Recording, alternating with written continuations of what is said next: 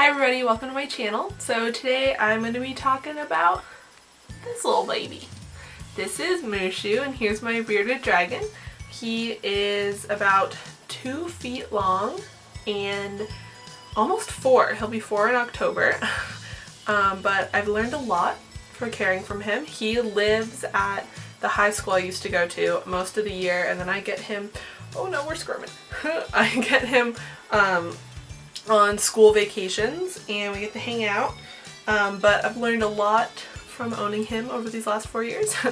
So I wanted to share everything I learned so you guys can have a happy and healthy bearded dragon too. So just keep watching. So the first thing that everyone kind of needs to know when they get a bearded dragon is like how to set up the cage, because it's actually like super important, and I feel like PetSmart and Petco kind of give you like one option. They're like, this is what it will look like and this is what you should use. And 99% of the time they're going to be wrong on what they're telling you. The first thing I have written down is just like sand is a no-no. Like, do not buy the sand in the store. It's not good for them. It can actually, they can like lick it up with their tongue when they're eating, and it will actually like compact in their stomach and cause a lot of digestive issues. So don't do that. Paper and paper towel, which is something that we use for our bearded dragon Mushu, and he gets really messy in his cage, so that is easy to clean up. You just pick it up and then throw it out and lay some new stuff down. The next thing when setting up your cage is lighting, and you've probably seen the dual bulb setup that a lot of pet stores will tell you to get.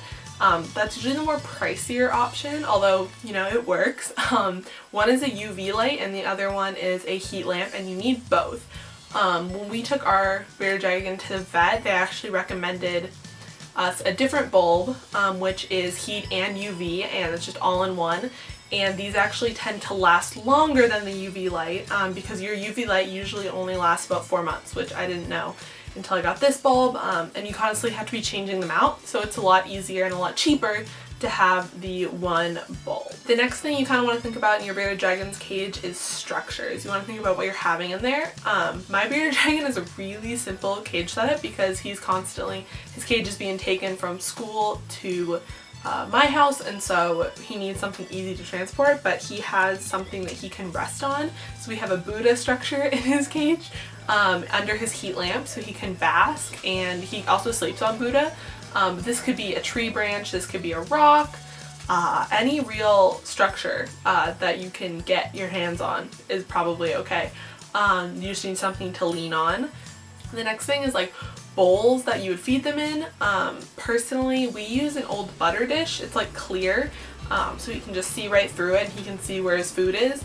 Of course, this is only for like one part of the food, but like I'll get into that. So now that you have your cage all set up, you're gonna want to talk about your actual bearded dragon. So we got our bearded dragon from Petco, and this is something I would not recommend. I would recommend finding a breeder.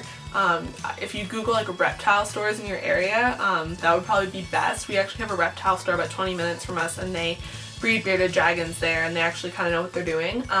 Petco, where we got our bearded dragon Mushu, we found out that he was the only one in the litter to survive, because they all had adenosinovirus. I'm saying that wrong. I'll put it right here. And no idea how he survived. They're only supposed to live for about 90 days. Somehow he survived, but anyway, it's a very like common disease where bearded dragons can just die. So I recommend getting them from a breeder. They know what they're doing. They'll keep them in a healthy environment, and they'll probably give you a lot better advice than the actual pet store will.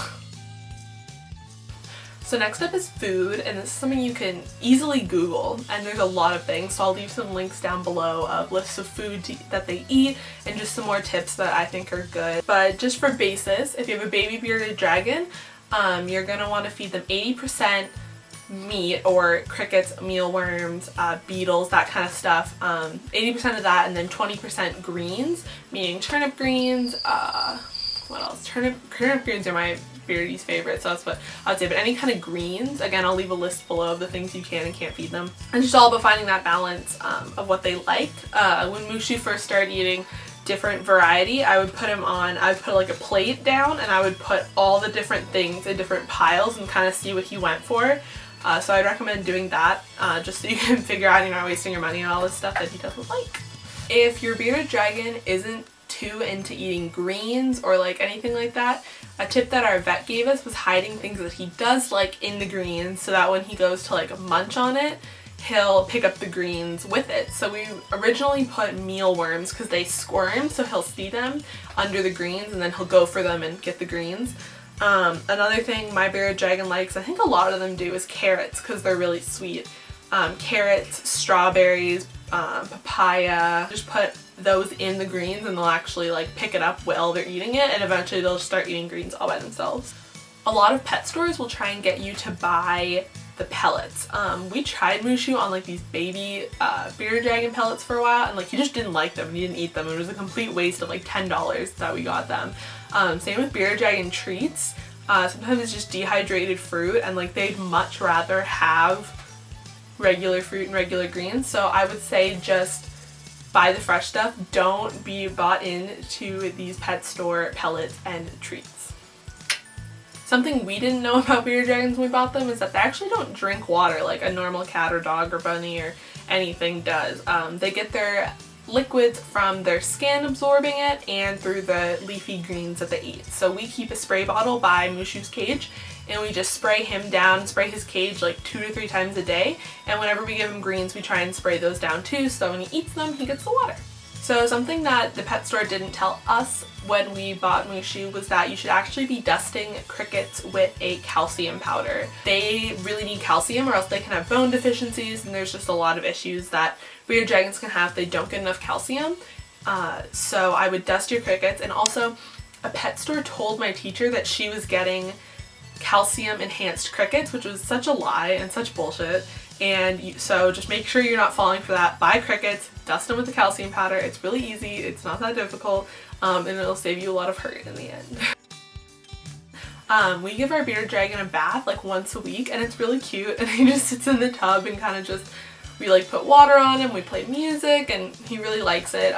This is also usually where he does his business, is in the tub. So if you notice your bearded dragon isn't flowing correctly, you can give that a go. But it actually hydrates them and helps their skin a lot. So I'd recommend that, and it's really fun. You just get to sit with him and pet him while he's in the bath.